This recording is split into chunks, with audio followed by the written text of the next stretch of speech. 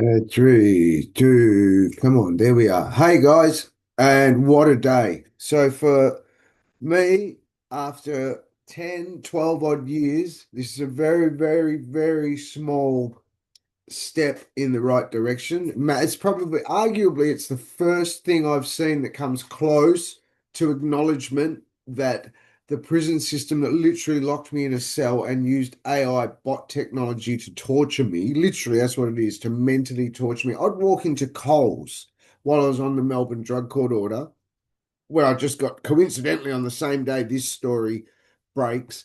I just got accosted by Paul Blart for a $4.99 protein bar. Just ridiculous. Like I put up with the same Coles store using the same AI bot technology used to try and do my head in while locked in a prison cell, while under the Melbourne Drug Court order. I'm dealing everywhere I walk, the CCTV and the CBD. They're just literally trying to rob me of my sanity for A, daring to challenge them, and B, when they were breaking laws themselves, like yuck laws, weaponized sex offences, facial recognition laws, just horrible, just doing horrible things. But sex offending me, literally weaponizing sex offences against me. I told them to go F themselves, and there was no way in the hell I was deviating one bit. I was always going to have that little one thing that I was doing that wasn't going to cost me anything, but was going to niggle them and show them that A, just in case they thought this was genuinely about, recidivism and trying to make it, which it was never about that. It was always about paying me back, about, Magistrate Pappas worded it best, it was about a sport, a type of sport that was used with the same abuse of surveillance equipment that I'm going to point to here, which has finally been admitted to, and not entirely, but we're getting there. At least, hopefully now, admissions will have been made. People will realise it's wrong. Yeah, while this was happening, yeah, they were using AI bot tech. Well, yes, yes, when he was going to Coles, he was having his head done in by the Coles, CCTV. We did have them piping the same chatbot technology through that too, yes, just disgusting things. So anyway, uh, it's today. Let's go through this great step forward, um, into hopefully our first step, towards being able to get some resolution to literally what amounts to, among other things, aside the harassment and stalking in the community. Like, put it this way, when I started uh, on the Melbourne Drug Court the second time around, I was literally, I wasn't an angel in the sense that I may go out on a Friday night or whatnot, but I would literally get up, go to the gym, ride my push bike down to a guy I knew, uh, his workshop, and just work like a Trojan all day and go home, literally back forth. But I wasn't perfect at it. I still had, but these people, that wasn't enough for them. I was working my butt off, is my point. And a number of occasions I was working my butt off, while under the watchful eye of the Victorian system, and they they didn't want that because this was never about my recidivism. It was always about paying me back and getting at me for daring to challenge them or sticking my finger up at them, or worse, exposing their corruption.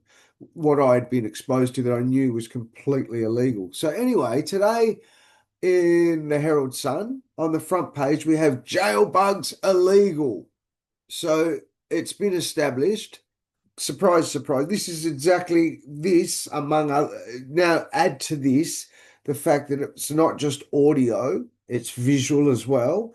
And it's also uh, speaker. So it's also using AI bot to come out while you're in your cell, sleep depriving you, um, doing your head in, ridiculing you, ridiculing your genitalia. As I mentioned earlier, I even had one, I forgot about this one. I even had one situation where they used that same technique, the same weaponizing of the AI bot technique to give me to give me a wet dream, and then to really just to rub it in to make sure I knew that there's only one way they could be doing this, and it certainly needs uh, more than just audio listening in through a stenophone. They needed to be seeing what was occurring in that cell.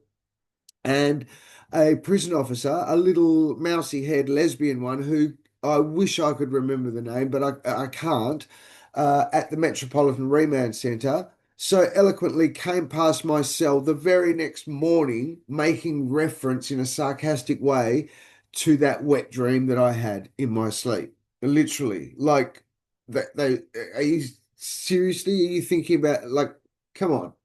They used AI bot tech through this same type of surveillance equipment to give me and possibly others, I don't know, a wet dream. But just to make sure, I'll repeat, just to make sure that I knew this little lesbian prison officer came past. Oh, she may not be lesbian. Well, lady that looks like a lesbian came past and like made reference to the wet dream, the dream I had in my sleep last night in my cell. I kid you, the very next day. So don't be mistaken one bit. This is how disgusting the Victorian prison system is. And clearly, because Victoria Police were playing their same little games, they were obviously playing through the Melbourne Drug Court, and they were obviously pulling the puppet strings when they were getting Coles, the likes of Coles, Laylaw, or wherever, to use AI, the same AI bot technology that they were using on me in a prison cell, the same AI bot technology that they were using in the story I pointed out earlier on YouTube, where I show you the story they used to cover it. So that's same everywhere I'd go. If I, go to Coles, the local Coles, yep, there it was, the AI bot tech. If I went there, it was just sickening, sickening, sickening. So they use it on me in prison in the most disgusting way. It was all as a payback. Payback because I dared challenge this type of corruption. So here, let's run through this. Listening devices were installed in Victorian prisons, including the state's maximum security facility in Barwon, for almost 20 years without warrants, a watchdog probe has found. Victoria Police did not comply with the Surveillance Devices Act when it installed at least 115 bugs in the state's prison system. The force is now looking into whether the jailhouse monitoring had any bearing on criminal prosecutions, but is adamant all evidence is admissible. Literally.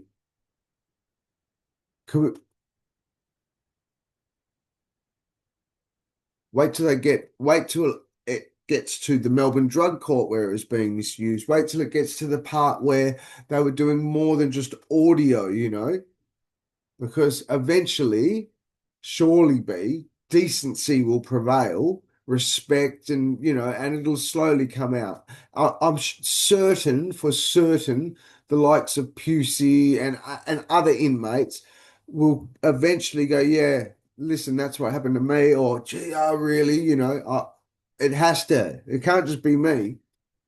Anyway, listening devices were installed in Victorian prisons, including the state's maximum security facility in Barwon, for almost 2 decades without warrants, a watchdog probe has found. Now, this takes even more disturbing turn, for lack of a better way to put it.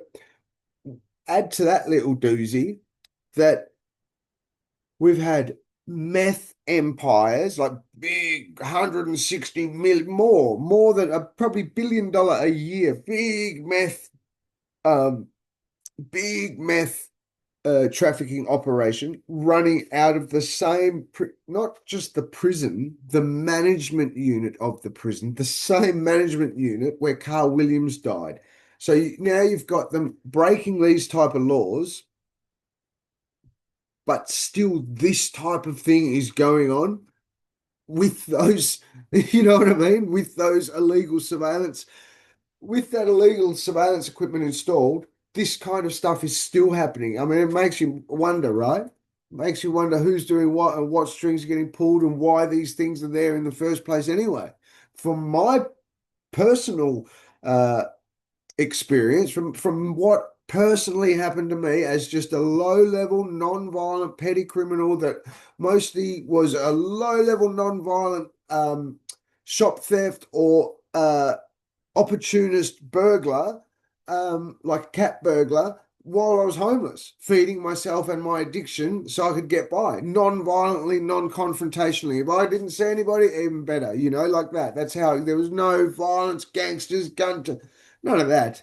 So, uh, yet they want to use it to get and try and drive me insane. Imagine what they do to other people. Imagine the malice that existed in I don't know who. They like, for example, Bincy. Whenever I hear Christopher Bintz, badness, and I hear of the story where he started repenting, and it was about 2015, 16, was it? 17? I don't know. I'd have to do the math on this one, but I see that he starts repenting.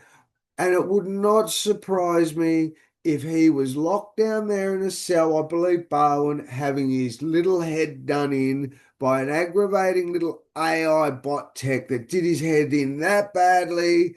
His only way out to beat them, so to speak, was to, in effect, do a jail version of what I'm doing, to go public, to just throw it all out there, own everybody mistakes, everything, just put it all out there and go, there you go, system. Now what are you going to use against me? You've tried sex offending me, you've you've done this, you've used AI bot, you tried slurring me, you tried telling people I was a horrible person. Now what? No, no, no. Now I'll tell you what. The public's gonna hear the truth. That's what. So anyway, the public's gonna hear stories of your little puppets like Coles helping you misuse, helping you drive people crazy with the misuse of the AI bot tech until they too go, yeah, but the police told us we could do it. The Melbourne Drug Court said it was okay. That's what you're going to hear, Victoria Police. Because I'll tell you why. Because I know Victoria Police and Victorian system. I know for a fact you've abused your positions in such a way it has led to things like the Burke Street Mall incident. Think about that for a minute. There's a baby dead, mate. Just a baby. Don't worry about the other victims. It's a baby dead. Then think about the well-known violent offender who was at the non-violent end of his offending stage and was trying to turn his life around, who was also having his head done in. He would have also been walking into Coles while he was mid-aggravation, having his head done in too, wouldn't he, under the Melbourne Drug Court, under the magistrate Melbourne Drug Court, with the abuse of surveillance equipment. And what did he do? Unfortunately, he ends up lashing out and hurting an innocent member of the public, you see? So you can sort of try and, oh, yeah, but like, oh, you're a bad person. Yeah. No, mate, this is disgusting. This is absolutely disgusting what I stumbled into. Me, you're no angel. I certainly wasn't an angel. I responded when the wheels fell off my life, I responded appallingly. And I told people to, if they were terrible people to me, I didn't care whether they were a lawyer. I told them to go F themselves. When I had nothing to lose, there was a stage there I took a bit of pleasure in saying, you know what, you're a horrible person and I'm going to tell you so. You know why? Because I got nothing to lose. And it felt good. Because when you meet those people who are just terrible people, they haven't committed a crime, they haven't broken a law, they haven't been caught, but you can just tell they're horrible people, right? Well, for a while there, I took a bit of pleasure, being on the heroin, homeless, nothing to lose, telling those people exactly how bad they were, telling the magistrate papists of this world exactly how bad of people they really were. And as it turned out, fortunately, I learned to do that properly and help the Victorian people as well at the same time, help us genuinely grow. So it was like a win-win. But anyway, back to... So the force is now looking into whether the jailhouse monitoring had any bearing on criminal prosecutions, but is adamant all evidence from past and pending cases is admissible. Of course, they're adamant of that. 20 years, 20 years worth of cases. So what are you going to do? You're going to say, okay, let's run through this little chestnut. So for example, it's not just one cell. For example, MRC has the ability to turn surveillance on in every single prison since the 2015 riots, 100%. I know this is a fact because I'll tell you how I know. Basically, if they've got the connectivity, if they've had the upgrades, they've got the little green light on the intercom system, and they have a completely different modern digital, for lack of a better way to word it, connected everything from the CCTV to the TV, which needs a bit more than a 7 second delay. They need to be able to control the media. So that runs through. So it's very easy for them to do things like mess with inmates with a combination of facial recognition, AI, and chatbot tech, which is exactly what they were doing at every single jail, but where? You guessed it. Port Phillip and Loddon. Why? Because they're the oldest of the prisons and they don't have the ability to do it. So they couldn't do it in the those prisons because they didn't have the stentophone. They could do it, but it was very antiquated. It was old. It was like literally, basically playing a recording. There was no fluidity to it. It was certainly not real. And a lot of people would probably have to know, and it was very obvious. With the places like MRC, Middleton, Fulham, which was one of the first, GEO were one of the first prisons to have this new green stentophone, the connectivity put through with the building of Ravenhall. So then that obviously spread like wildfire, and before you knew it, they were doing it in all prisons, including even in places like Middleton, which they couldn't do it through the cells because low rating prisons don't have uh, intercoms in each and individual cell, but they could do it through the ceiling PA system, and they could also get a little one through the TV, but you could escape it by turning the TV off. So, turn the TV off, shut the door, boom, it drowns out. You could sort of just hear their head doer through the CCTV. I kid you not, this is how obvious and disgusting it was. You could hear it through the CCTV. If you opened your window, oh, I can hear it again. Close it. No, can't hear it again. And you would have, this is how damaged it was. You would have inmates like the snitches in with the prison officers who would be like, "Ah, wow, you shouldn't have mouthed off," thinking it was all fun and games to be part of something. It was sickening. Like people just didn't realize how damaged you are. Think about, okay, you're replicating the effects of schizophrenia, right?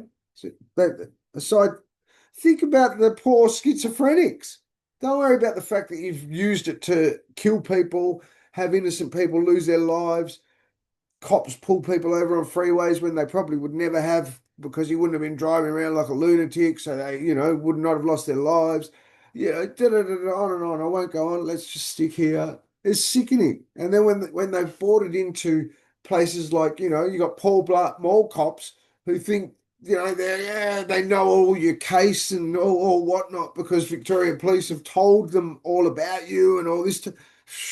Hang on a minute. We're not living in 1984, mate. And if you do resist that passively, I say all good on you. I personally say good on you. If you're not doing it to like profit off it, go take it down there, get drugs, or if you're resisting the Paul Blart Mall cops at Coles who have been breaking those type of laws, I say all the power to you because they are disgusting people. We're not living in 1984.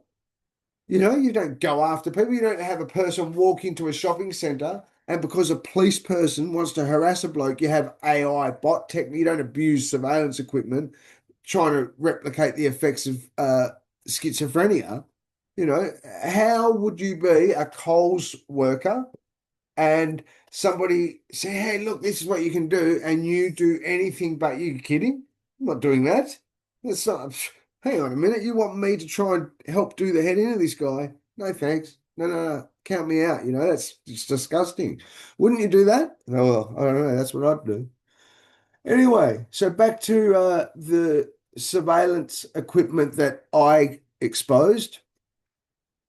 An Integrity Oversight Victoria report found the devices used to uncover serious crimes were installed in a range of locations, including the high security bar and prison.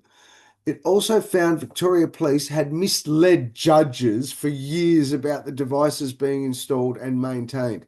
Here we go, mate. This is what happens when Victoria Police mislead a Pappas in Victoria. They're scrambling, mate. I don't know. All I know is I just wanted to get a job, keep a job, try and get up out of the gutter I'd tripped into, get off drugs, stop doing any crime, no prison, just get back to working. That's all I wanted. Remember that in all this. That's all I wanted. I'm grateful for one thing, sparking the anger to write a book and go, you know what? I'm going to go get myself an education and learning that this thing, this wonderful thing that is software development, and hopefully I can remove any sort of, I don't have to, I can rely on me, basically me and a computer, and I can build with my little idea, and hopefully I can salvage the 10 years that was taken from me by these people who were hell bent on, you know, uh, ruining my reputation and getting me to fuck off out of their state. They couldn't just leave me alone they were just hell bent on paying me back and getting at me, and what turned into weaponizing sex offenses and just doing all manner of disgusting things, which all coincided with what? That IBAC investigation where I was asked to be a witness and testify against a prison officer, a GEO employed prison officer. It all coincides with that. From that day I got out, I was getting stalked, harassed, you know, I had little stalkers sitting off me, all this weird, which at the time I didn't know what it was. Now clearly I know exactly what it was. Anyhow, so 10 years taken from me, sex offended, all the manner of things from a scumbag, what turns out to be a scumbag corrupted system that is well and truly corrupted. Anyway, sorry if I sounded a bit grumpy there, but you can understand why, right? So the report warned the use of surveillance devices was an intrusion on a person's right to privacy. Yeah, no shit, Sherlock. And that in cases where a prosecution relies on information obtained from these listening devices, it is important that information relating to their installation and use be appropriately disclosed. IOV reviewed 99 warrants issued from 2008 to 2024 relating to the use of listening devices in some of Victoria's jails. Police did not disclose the existing presence of listening devices to the judge of public interest monitor when applying for warrants. Most applications were for the installation and use of listening devices. In practice, the devices were mostly activated or deactivated, and installation and retrieval of a device never occurred. Of course. Do you want me to tell you how they retrieved their surveillance device in my TV? Just smashed it, I come home here one day and it looked like the front door's open and they did a fake break-in. I kid you not. When I got, anyway, that's for another day. The IOV said there was no evidence of listening devices being used without authority behind bars, but no records were found to confirm they were only activated in line with warrants. I hope this little story run on a Friday, because I guess, who knows, run on a Friday, just sweep it in and sweep it out. I often hear Jackie Felgate talk about the politicians do that. That's a little tactic. They release something on a Friday, the difficult stuff on a Friday. Who knows? I hope this is the beginning. And I certainly hope those responsible for it are at least, no, they should be held to account. Those in the higher offices who allowed AI bot technology to be piped through CCTV to do the heads in of people, piped through Coles CCTV, piped through CCTV in the CBD, piped through hacked phones, piped through a little stalker, paid probably 120K public money to sit in a classroom in case I would turn my phone off, paid to put it in my car, change the head unit in my car, whatnot. All that expense, whoever orchestrated all that type of thing, I hope they are held to account. Because why? It's well above me. Aside the sex offending, aside the wet dreams, aside using it to give a person wet dreams while they're locked in a cell and can't escape it, aside the fact that they were using it with the most disgusting, demeaning way, like I'm talking the same surveillance tactics, that the same like misuse of a surveillance equipment, they're using it in toilets at the Melbourne Drug Court. It's just they're using it. There was just no regard one bit to any of those surveillance laws. Just like, yeah. And you know what they'd say? Oh, we've seen it all before. Like, yeah, when we gave you a wet dream that time, we saw it then. It's just like they were the creepiest abuses of power one could ever. You couldn't write it. I was sitting there thinking, and then when you have a look at, when you add to that in these stories, when you add to that they were paying women, drug addicted women, with the returned custody of their children. Now, seriously, mate, if you're on board with that and you want to perpetuate that, you want to work with those people, you want to join in on a little stalky game with, you are damaged, mate. You may as well go and join Jeffrey Epstein's island. That is disgusting. You are using toddlers. Here, do this, girl, and we will give you your. But what about my drug addiction and the fact that I'm still like street prostituting and hanging around like criminals and all that type of stuff? What about that? Don't worry about that. Just do this and you can have your child. Oh, come on, mate. Sorry, I'm a bit sick. So if I sound a little angry, I'm also a bit sick at that. Anyway, speak soon, guys. Thank you.